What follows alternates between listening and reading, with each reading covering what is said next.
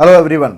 तो बच्चों last video के अंदर हमने डिस्कस किया था अर्थमेटिक प्रोग्रेशन के बारे में, साथ ही हमने समझा था सीक्वेंस क्या होता है, सीरीज क्या होता है, दोनों के अंदर डिफरेंस क्या होता है, अर्थमेटिक प्रोग्रेशन के सारे फार्मूला, सारा बेसिक कंसेप्ट वो सब हमने डिस्कस किया। आज हम बात करने वाले हैं इसमें ज्योमेट्रिक प्रोग्रेशन के बारे में। तो ज्योमेट्रिक प्रोग्रेशन क्या होता है, जैसे अर्थमेटिक प्रोग्रेशन के अंदर क्या था कि एक स्पेसिफिक टर्म उसमें ऐड होती रहती है, ठीक है, वो constant term through out the series add होती है, तो उसको बोलते हैं अर्थमेटिक प्रोग्रेशन या फिर एपी। जीपी के अंदर क्या होता है, सिस्टम वही होता है लेकिन यहाँ पर ऐड होने की बजाय मल्टीप्लिकेशन होता है। एक स्पेसिफिक टर्म इसकी टर्म्स में मल्टीप्लाई होती रहती है। जैसे आप यहाँ पर देख रहे हो 5 है यहाँ पर, ठीक है, 5 3 = 15, 5 को 3 से मल्टीप्लाई करेंगे 15 आएगा, 15 को 3 से करेंगे, इसको 3 से करेंगे, तो यहाँ पर 3 3 3 मल्टीप्लाई होता जा रहा है, ठीक है। तो ये नंबर स्पेसिफिक नंबर है जो सारे नंबर्स में एक एक करके मल्टीप्लाई हो रहा है। यहाँ पर देखो ये 1 है, 1 के बाद फिर 1/2, फिर 1/2 मल्टीप्लाई करेंगे, ये आ जाएगा, फिर 1/2 मल्टीप्लाई करने पर यहाँ आना चाहिए था 1/8, ठीक है। इस तरह से यहाँ पर 1/2 मल्टीप्लाई हो रहा है। -3 करेंगे तो 2 -3 6, -6 इंटू -3 -18 इंटू में -3, तो आ गया आपके पास -3।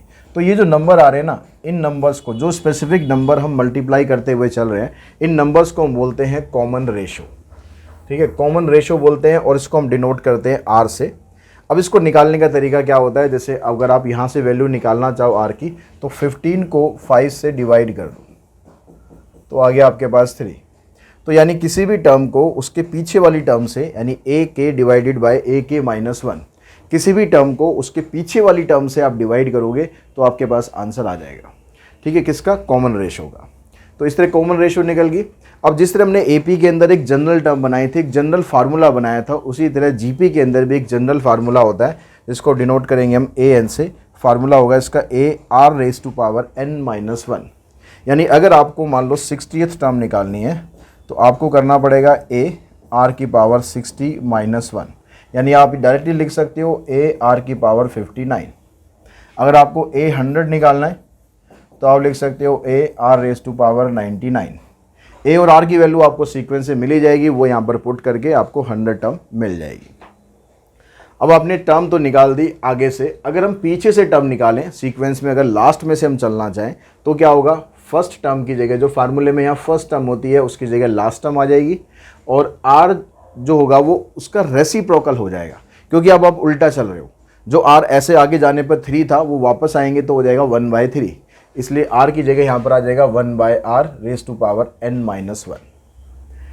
अगर ये कहता है कि 3 नंबर जीपी के अंदर हैं ए बी सी, अगर ये 3 नंबर जीपी के अंदर हैं तो उसका मतलब हुआ जो बीच वाली टर्म है उसका स्क्वायर बाकी दोनों के मल्टीप्लिकेशन के बराबर होगा। अगर 3 नंबर जीपी के अंदर हैं तो क्यों होता है ऐसा, अगर हम इन दोनों से रेशो निकालें तो ये बनेगा b/a, अगर हम इन दोनों से रेशो निकालें तो ये बनेगा c/b।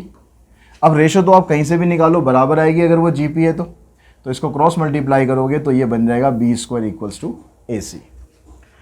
अगर आपको 3 नंबर दे रखे हैं जीपी के अंदर और उनका प्रोडक्ट दिया हुआ है, तो आपको जीपी में जो पहला नंबर हम a लेते हैं, a से स्टार्ट ना करके आपको अगर 3 नंबर दिए हुए हैं तो लेना है आपको a/r, फिर a, फिर AR, जैसे हमने एपी में भी सीखा था।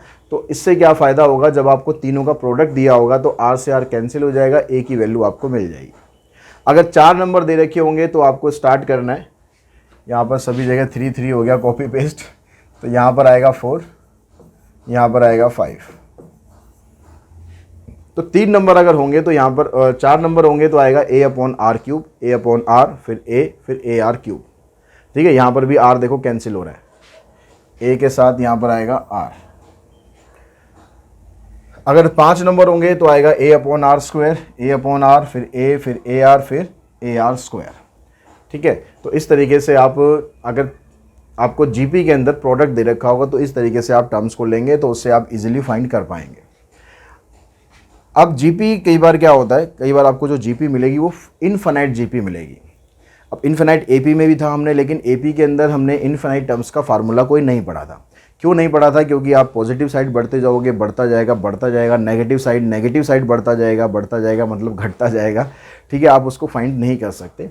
जीपी के अंदर भी टर्म जो होती है, अगर आर की वैल्यू 1 से बड़ी है, ठीक है, 1 से बड़ी है या फिर -1 से छोटी है, तो आप पॉजिटिव साइड बढ़ाओगे बढ़ता जाएगा, नेगेटिव साइड घटाओगे घटता जाएगा। लेकिन अगर आर की वैल्यू -1 से लेकर +1 तक के बीच में है, या आप कह सकते हो कि modulus of r less than 1 है, तो उस केस में क्या होगा, अगर पॉजिटिव साइड भी आप जाओगे ना, आर की वैल्यू क्योंकि लेस देन 1 है, मतलब 0 पॉइंट समथिंग है, तो जितना आप मल्टीप्लाई करोगे वैल्यू उसकी कम होती जाएगी, कम होती जाएगी, और हम उसको एज्यूम करके चलते हैं कि किसी एक पॉइंट पर आके उसकी वैल्यू 0 हो जाएगी। तो जो लिमिटिंग का कंसेप्ट है उसका यूज़ करके हम फार्मूला बनाते हैं sum of infinite GP is a/1 - r। तो वो आपको फार्मूला डिराइव तो करना नहीं है, आपको सीधा फार्मूला अप्लाई करना है a/1 - r। लेकिन कंडीशन ध्यान रखनी है कि modulus of r less than 1 होना चाहिए, या ऐसे लिखा होगा r की वैल्यू -1 से लेकर +1 तक के बीच में होनी चाहिए। ना -1 होनी चाहिए ना +1 होनी चाहिए, उसके बीच में कोई वैल्यू होनी चाहिए, यानी -0 पॉइंट समथिंग या फिर +0 point something. Geometric mean between two number a and b, दो नंबरों के बीच का अगर आपको ज्योमेट्रिक मीन निकालना है तो सिंपली उन दोनों का प्रोडक्ट कर दो और उसका स्क्वायर रूट कर दो, तो ये बनता है इसका ज्योमेट्रिक मीन। अर्थमेटिक मीन भी हमने निकालना सीखा था। अर्थमेटिक मीन और ज्योमेट्रिक मीन में रिलेशनशिप ये होता है, arithmetic mean is greater than और इक्वल्स टू ज्योमेट्रिक मीन।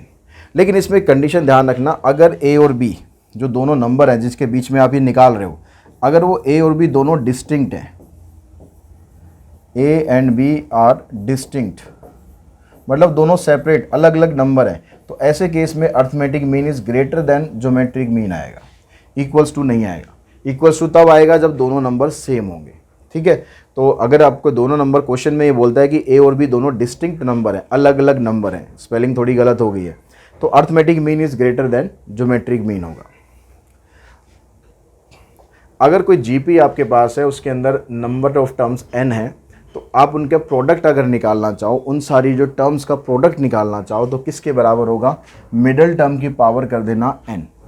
यानी अगर 5 टर्म है आपके पास, मान लो आपके पास एक जीपी है, मान लो पहली टर्म मैंने ले ली इसकी 1, फिर 2 से मल्टीप्लाई करा, फिर 2 से मल्टीप्लाई करा, फिर 2 से करा, फिर 2 से करा, ये 5 टर्म मैंने ली। अब मुझे इन सब का प्रोडक्ट निकालना है, तो प्रोडक्ट निकालने के लिए क्या करना है, सिंपली आपको जो मिडिल टर्म होगी उसकी पावर n कर देनी है। मिडिल टर्म है हमारे पास 4, इसकी पावर करनी है 5, तो कितना आ जाएगा ये 256, तो 4 की पावर 4 होता है, 256 को 4 से मल्टीप्लाई कर दो,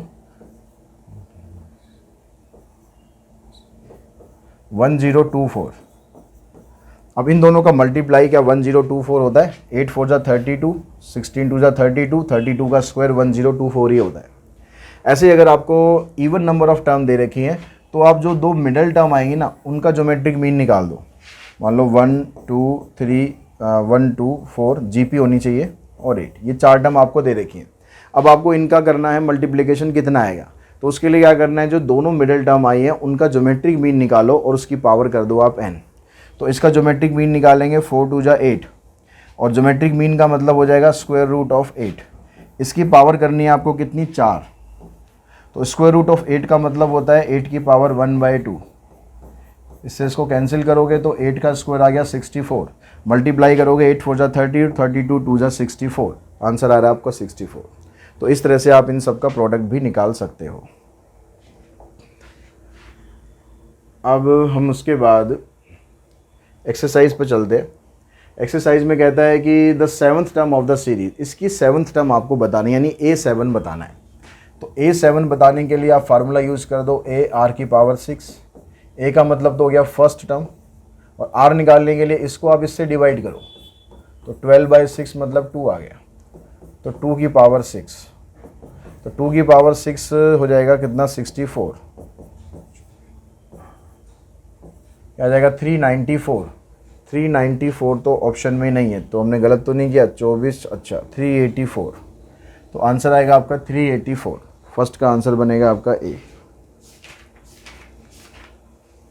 सेकंड में कहता है कि T8 ऑफ द सीरीज, मतलब इस सीरीज की 8th टर्म, तो 8th टर्म का मतलब हो गया कि आपको निकालना है AR7।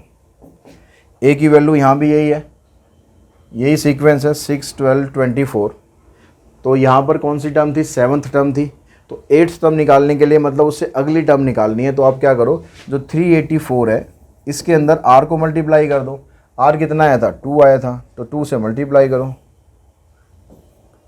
768, ये आंसर आ जाएगा। अगर सेम सीक्वेंस ना होता तो फिर ये वाला फार्मूला लगाकर फिर आप सॉल्व कर सकते हो।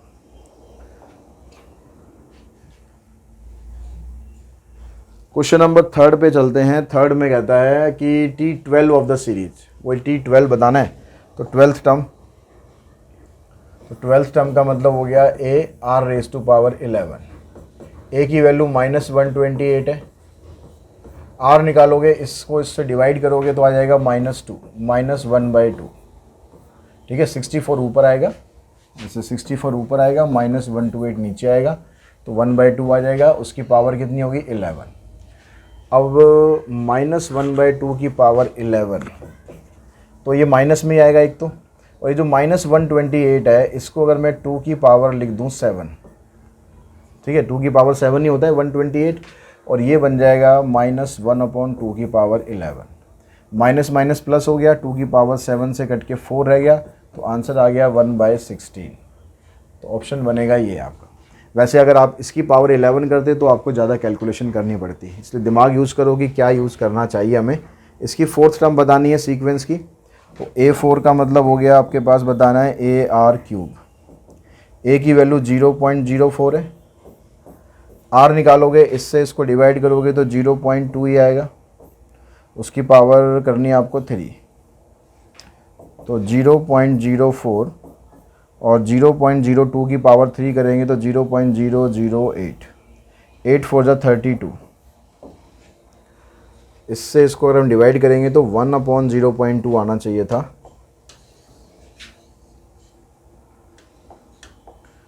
तो यह आएगा 1/0.2, इसकी पावर 3। तो 0.04 है ये, इधर आ जाएगा 0.008। ठीक है, 4 से इसका डेसिमल आप हटाओगे, ऊपर 3 जीरो आएंगी। इसका डेसिमल हटाओगे, नीचे 2 जीरो आएंगी, ये कैंसिल होगी। 2 से आप इसे काटोगे, आंसर आ जाएगा 5। तो फोर्थ की वैल्यू आ जाएगी आपकी सी। उसके बाद क्वेश्चन नंबर 5th में देखो, कह रहा है last term of the series. Last term मतलब यहाँ पर कितनी टर्म दे रखी है आपको? 10 टर्म दे रखी है। तो लास्ट टर्म का मतलब है 10th टर्म पूछ रहा है आपसे। तो 10th टर्म का मतलब हो गया AR की पावर 9। ए की वैल्यू 1 है, आर की वैल्यू 2 डिवाइडेड बाय 1 करेंगे तो 2 आएगा। 2 की पावर 9 होता है 512। आंसर आ गया 5th का ए। उसके बाद 6th में कह रहा है last term of the series. यहाँ भी लास्ट टर्म पूछ रहा है, और कितनी टर्म है? 7 टर्म है। तो A7 पूछ रहा है, मतलब AR6। ए की वैल्यू 1, आर की वैल्यू आएगी -3 डिवाइडेड 1, यानी -3 की पावर 6। अब -3 की पावर 6 करोगे तो पॉजिटिव वैल्यू तो हो जाएगी, और -3 की पावर 6 होता है 729 के बराबर। तो इसका ऑप्शन बनेगा आपका बी। क्वेश्चन नंबर 7, इसमें भी लास्ट टर्म पूछ रहा है आपसे, और टर्म आपको दे रखी है लास्ट कितनी? 31। तो A31 का मतलब AR की पावर 30। ए की वैल्यू है x², आर की वैल्यू निकालोगे x डिवाइडेड बाय x², यानी 1/x, इसकी पावर 30। तो x² ये आ गया, और इसकी पावर आ जाएगी 30। कैंसिल करोगे तो आएगा 1/x की पावर 28। ऑप्शन बनेगा इसमें सी। तो 7th का आ जाएगा सी। 8th का निकालेंगे। क्वेश्चन नंबर 8 में कहता है the sum of the series up to 7 terms. यहाँ पर आपको निकालना है सम।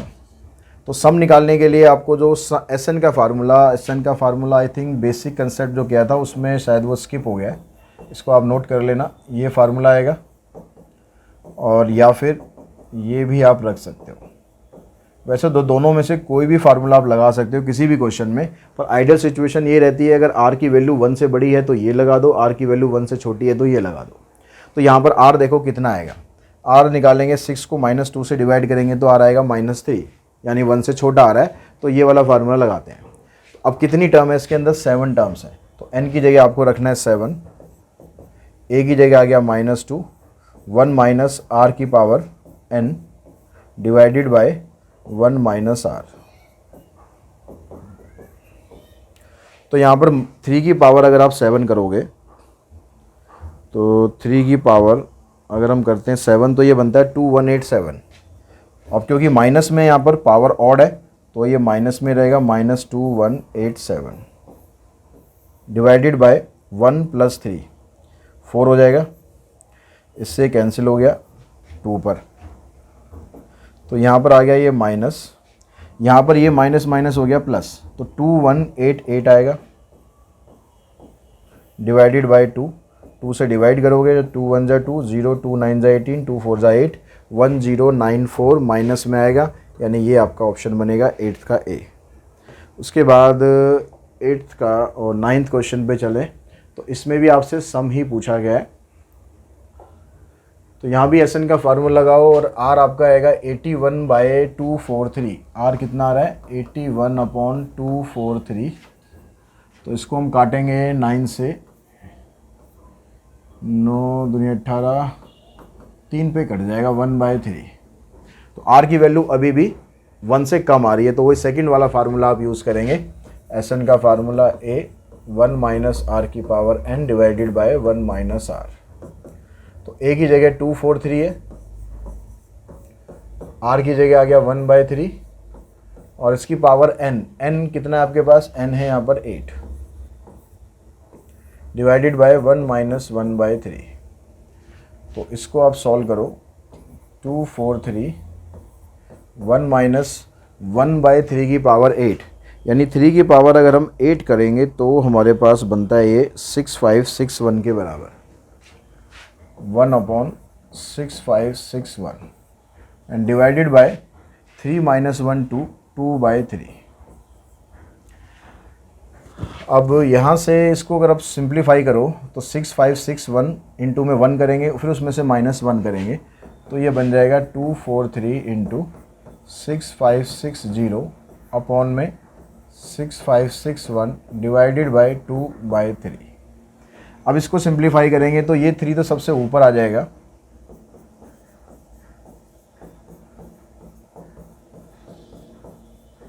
और 6561 के साथ यहाँ पर आ जाएगा 2। अब यहाँ से अगर हम पूरा पूरा ऐसे काटना चाहें तो पूरा पूरा तो कटेगा नहीं, 2 से काटे ऐसे तो 2 से ये कटेगा आपके पास 2 3 जा 6, 2 2 जा 4, 2 8 जा 16, 6 5 11, 11 6 17 18, 3 से ये भी कट जाएगा। ठीक है, अभी और कट जाएगा, 9 से ही कट जाएगा, 9 दूनी 18, 3 बचेगा, 9 चौक 36, 9 तीय 27, 9 से ये कटेगा, 9 दूनी 18, 9 सत्ते 63, और कट जाएगा 27, 3 फिर 9, डिवाइड करें तो हमारे पास आएगा ये कितना 3 9 3 जा 27, 12 में से 7 5, 9 6 54, ठीक है, तो 8 में से 4 4 बचेगा, 9 चौक 36, तो 364 एंड 4/9। अब ये ऑप्शन में तो कहीं नहीं है, तो इसलिए ऑप्शन बनेगा हमारा इसमें डी। 10th क्वेश्चन में कहता है कि the sum of the series 1/√3 + 1 + 3 upon में √3 टू द 18 टर्म। अब यहाँ भी आपको सम का ही फार्मूला लगाना है। आर आपका बनेगा 1 को अगर आप इससे डिवाइड करोगे, 1 को अगर हम इससे डिवाइड करेंगे तो ये √3 ऊपर शिफ्ट हो जाएगा, तो आर की वैल्यू तो आ रही है √3। तो जब हम यहाँ पर S18 लगाएंगे तो ए की वैल्यू है 1/√3, और यहाँ पर आप लगाओ जो पहले वाला फार्मूला है वो लगाओ, आर की पावर n यानी √3 की पावर n, n कितना आपके पास 18 - 1 डिवाइडेड बाय √3 - 1। अब यहाँ √3 की पावर 18 का मतलब हो जाएगा 3 की पावर 9, क्योंकि √3 का मतलब 3 की पावर हाफ होता है, हाफ से ये कट जाएगा। अब 3 की पावर 9 कितना होता है वो अगर हम कैलकुलेट कर ले, 3 की पावर 9 तो हो जाएगा 19683, 19683 - 1 डिवाइडेड बाय √3 - 1। इसमें से आप इसको माइनस करोगे तो यह आ जाएगा 19682, और √3 को √3 से मल्टीप्लाई कर देते हैं तो हमारे पास आ रहा है, लेकिन ऑप्शन में हमारे पास यहाँ पर जो बन रहा है उसमें नीचे √3 यहाँ पर आ रहा है और यहाँ 1 + √3 है। मतलब इसको अगर मैं रैशनलाइज़ कर दूँ तो ऊपर ये वाली टर्म हमारी बन जाएगी। तो हम इसको ऐसे रहने देते हैं, √3 - 1, और इसको रेशनलाइज करने के लिए √3 + 1, √3 + 1। अब ये आ गया आपके पास 19682 √3 + 1 √3। यहाँ पर आइडेंटिटी लगा दो a - b a + b की। तो √3 का स्क्वायर करेंगे 3 आ जाएगा, 1 का स्क्वायर करेंगे 1 आएगा, 3 - 1 आ जाएगा 2, और 2 से हमने इसको डिवाइड किया तो आ जाएगा 2 9 × 18, 2 8 × 16, 2 4 × 8, 2 1 × 2। अब चेक करो हमारा आंसर मैच करता है नहीं करता। 9841 1 + √3 डिवाइडेड बाय √3, तो ऑप्शन बनेगा इसमें ए।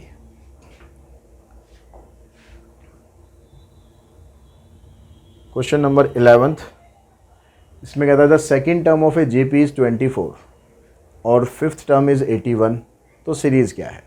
सेकेंड टर्म 24 है, तो सेकेंड टर्म 24 तो हमारे पास कहाँ पर आ रही है? सीरीज़ की सेकेंड टर्म 24 तो हमारे पास यहीं पर आ रही है, लेकिन ये जीपी तो है नहीं मेरे ख्याल। 16 को इससे डिवाइड करोगे, चेक कर लेते हैं एक बार जीपी है या नहीं है। 24/16 कितना आएगा? 8 से डिवाइड करेंगे 3/2, इसको डिवाइड करके देखो 12 से करेंगे, कॉमन रेशो आ रही है 3/2, तो इसके अंदर अगर आप 3/2 ऐड कर मल्टीप्लाई करते हो तो 81 आएगा क्या? यस 81 आ रहा है, तो यही हमारा आंसर है। The sum of 3 number of a GP is 39 and their product is 729। GP का सम 39 है, तो सम 39, तो नंबर सारे एक जैसे हैं तो सम तो 39 सबका आ रहा होगा, प्रोडक्ट भी आ रहा होगा। बस आपको चेक करना है कि ये जीपी है या नहीं है।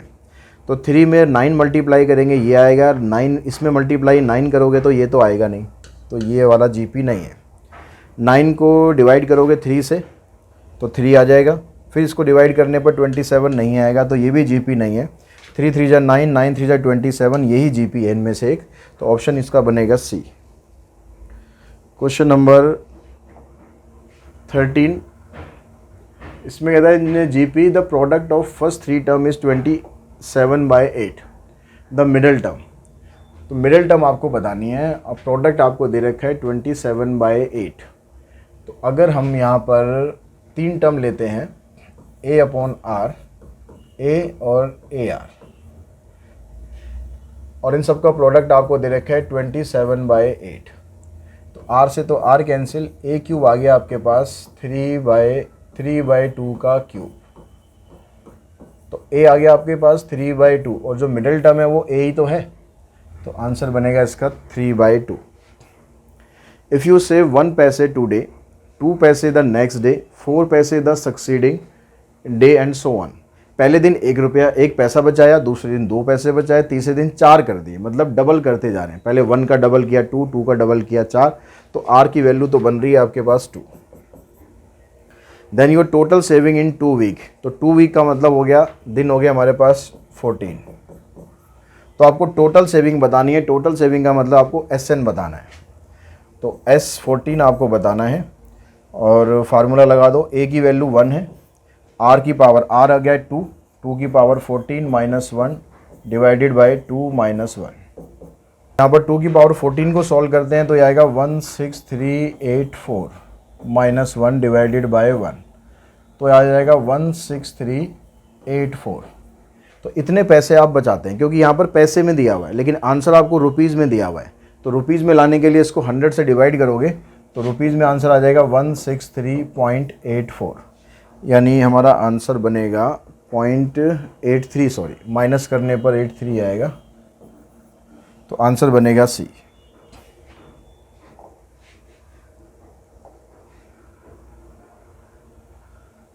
Question number 15। अब इस 15 को मैं सॉल्व नहीं करूँगा पूरा, सिर्फ आपको एक पैटर्न बता रहा हूँ कि पैटर्न में हमेशा क्या आएगा। जैसे यहाँ पर 4 है, तो जो ब्रैकेट है, ब्रैकेट के बाहर हमेशा 4/9 आएगा, ठीक है। ये 4/9 यहाँ भी दिया है, 4/9 यहाँ भी दिया है, तो मतलब ये दोनों ऑप्शन हमारे नहीं बनेंगे, तो इन्हीं दोनों में से एक ऑप्शन आपका बनेगा। अब जो ब्रैकेट के अंदर वाला पार्ट है वो आपको थोड़ा सा ध्यान रखना है कि वो क्या बनेगा आपका।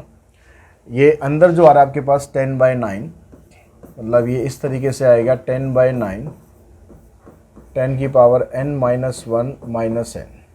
हर क्वेश्चन में मतलब ऐसे ही बनेगा ये, ठीक है, कोई और इसमें चांस नहीं है कि भाई कुछ और ये बन जाए, सभी क्वेश्चन में इसी तरीके से बनेगा। तो आपको बस ये, क्योंकि अगर क्वेश्चन सॉल्व करने बैठोगे ना बहुत लंबा क्वेश्चन आएगा, तो आपको ये ध्यान रखना है कि 4 है यहाँ पर, तो बाहर सिर्फ चेंज होगा, अंदर सभी क्वेश्चन में यही रहेगा।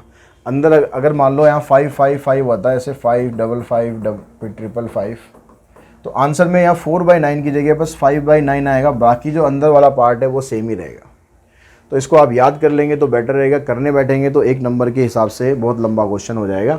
अब यहाँ पर कह रहा है कि the sum of n term of the series, यहाँ पर भी देखो सीरीज़ वही है, ऐसे ही बन रही है वो भी, जैसे वहाँ 4 है, यहाँ पर बस डेसिमल में इतना फ़र्क है। तो इस फ़र्क की वजह से क्या होगा, जो हमारा आंसर है उसमें यहाँ पर क्या बनेगा, देखो 0.1 का मतलब है 1/10, ठीक है, ये हो जाएगा आपके पास 11/100। फिर यहाँ आ जाएगा 111/1000, इस तरह से आएगा।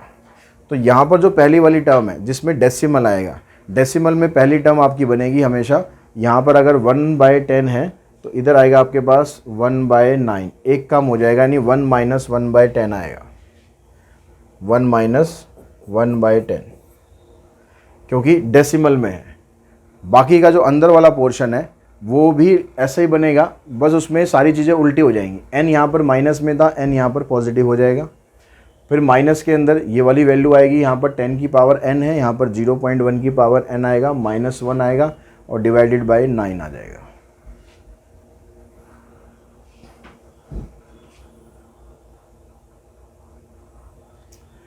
क्वेश्चन नंबर 17 देखो, इसमें कहता है the sum of first 20 term of a GP is 224 time the sum of its first 10 terms. यानी जो फर्स्ट 20 टर्म्स हैं इनका sum 244 times of sum of first 10 terms होगा। तो जीपी का फार्मूला आप लगा दो यहाँ पर। तो फार्मूला बनेगा a r की power 20 minus 1 divided by r minus 1। यहाँ आ जाएगा 244 r की power 10 minus 1 divided by r minus 1, a भी आएगा। तो ये a कैंसिल हो जाएगा, r माइनस 1 भी कैंसिल हो जाएगा। r की पावर 20 को आप ऐसे लिख लो, r की पावर 10 की पावर 2 माइनस 1, 1 को भी ऐसे लिख लो।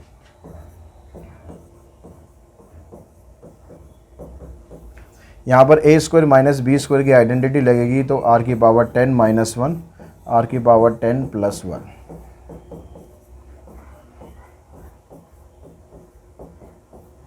ये भी इससे कैंसिल हो जाएगा। ये जो प्लस 1 है आप इसको उधर लेके जाओगे तो आ जाएगा 243। तो यहाँ पर जो 243 है इसको हम लिख सकते हैं 3 की पावर 5। तो यहाँ से r की पावर 5 2 की पावर कर देते हैं 5। तो 5 से 5 कैंसिल, r स्क्वायर की वैल्यू आ गई 3 और r की वैल्यू आ जाएगी प्लस माइनस √3। तो ऑप्शन बनेगा इसमें a, ये नहीं आएगा।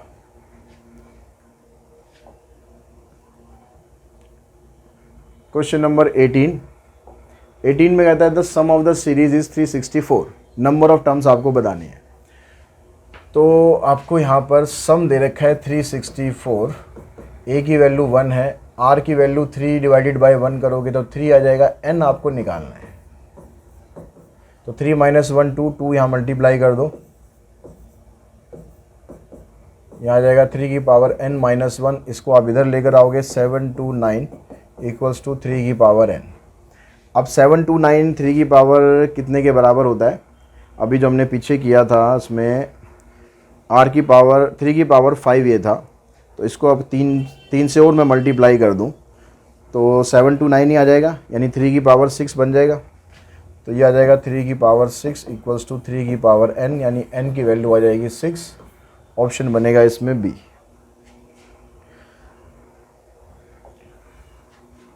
नेक्स्ट क्वेश्चन है, इसमें कहता है the product of 3 number in GP is 7 2 9 and the sum of square is 8 1 9। The numbers are. तो प्रोडक्ट देखो 7 2 9 किसका आ रहा है, तो नंबर सारे एक जैसे ही हैं, 9 3 27 9 3 27, तो ये दोनों कंडीशन तो सब में लगेगी लगेगी। आप बस चेक करो कि जीपी किस में बन रहा है। जीपी इसमें बन रहा है, 3 को 3 से मल्टीप्लाई करोगे फिर 3 से मल्टीप्लाई करो तो ये आंसर हो सकता है।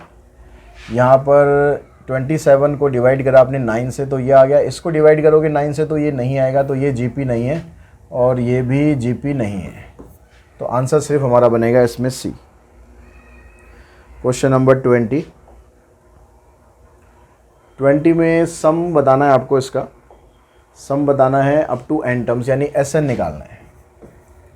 तो a की जगह 1, r की जगह आ जाएगा 2, इसकी पावर n माइनस 1, 2 माइनस 1, यानी 2 की पावर n माइनस 1, ये आंसर आएगा। तो 2 की पावर n माइनस 1, 20 का आंसर हुआ a। उसके बाद 21st में सम ऑफ इन्फिनाइट जीपी पूछ रहा है। सम ऑफ इन्फिनाइट जीपी का फार्मूला हमने डिस्कस किया था, तो ये था a upon 1 minus are.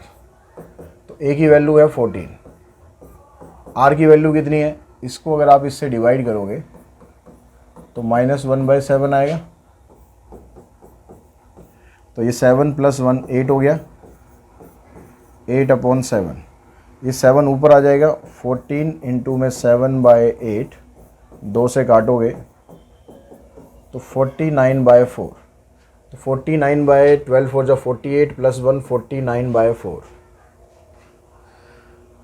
Question number 22, इसमें भी सम ऑफ इन्फिनाइट जीपी पूछ रहा है, तो इसमें भी सेम फार्मूला अप्लाई कर दो। a की जगह आ गया 1, 1 माइनस आर, -1/3 को डिवाइड इस 1 से करेंगे तो यही रहेगा -1/3, तो 3 + 1 में 4, यह आ जाएगा 3 अपॉन में 4। तो 3 अपॉन में 4 डेसिमल में आंसर दिया है, तो 4 7 जा 28, मतलब ये बनेगा हमारे पास आंसर 22 का सी।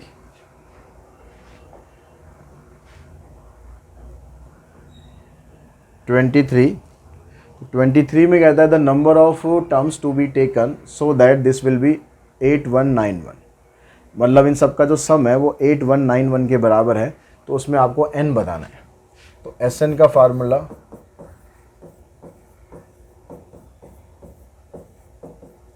तो SN की जगह 8191, a की जगह 1, r की जगह आ जाएगा, इसको अगर आप डिवाइड करोगे 1 से तो 2 ही रहेगा, तो 2 की power n minus 1 divided by 2 minus 1, तो ये भी 1 हो गया, ये भी 1 हो गया, तो इधर 8191 इक्वल्स टू 2 की पावर n माइनस 1, इसको आप इधर लाओगे 8192। अब 2 की पावर कितनी करेंगे कि 8192 होता है, 2 की पावर 10 का तो पता है मुझे 1024 होता है, और अगर आप 12 करोगे, 12 का मतलब है कि इसको 4 से और मल्टीप्लाई कर दो, 16 4 दूनी 8 और 1 9, तो ये बनेगा। फिर इसके एक बार और 2 से मल्टीप्लाई कर दोगे तो 8192 बन रहा है, यानी 2 की पावर 13। कैलकुलेटर से आप निकाल के देख सकते हो फटाफट कि 2 की पावर 13 इसके बराबर आ रहा है, तो 23 का ऑप्शन बनेगा बी। और 24th में 4 geometric mean between this and this, इन दोनों के बीच में 4 ज्योमेट्रिक मीन बताने। तो ज्योमेट्रिक मीन तभी होगा जब उसका कॉमन रेशो सेम आएगी। तो यहाँ पर देख लो कि कॉमन रेशो सेम किस किस की आ रही है, किस सीरीज़ में आ रही है। तो यहाँ पर 3 से हो रहा है, ठीक है, यहाँ पर 2 से हो रहा है। अगर मैं पहली टर्म ले लूँ, मान लो मैं यहाँ पर पहली टर्म ले लूँ 4, तो 4 3 ज़ा 12, 3 से बन रहा है, 3 से 3 3 हो रहा है सबके साथ, इसमें 3 से मल्टीप्लाई करेंगे तो 3 4 ज़ा 12, 3 2 ज़ा 6 + 1 7, 3 3 ज़ा 9, 972 आ रहा है। तो आंसर तो हमारा यही है। यहाँ पर नहीं बनेगा क्योंकि यहाँ पर देखो 4 3 ज़ा 12 बना, लेकिन आगे 2 से मल्टीप्लाई हो रहा है।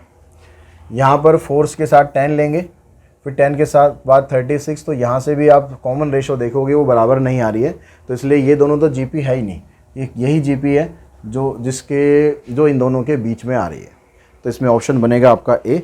और इसी के साथ ही ये जो एक्सरसाइज है हमारी 6th बी, ये भी हमने फिनिश कर दी है। आई होप आप लोगों को समझ में आई होगी किस तरह से करनी है, और इसके जो क्वेश्चंस है अच्छी तरह प्रैक्टिस करें। आज की इस वीडियो में इतना ही करते हैं, नेक्स्ट वीडियो में इसकी जो एक एक्सरसाइज रह गई है उसको भी करेंगे। आज की इस वीडियो में इतना ही। Thanks to all of you.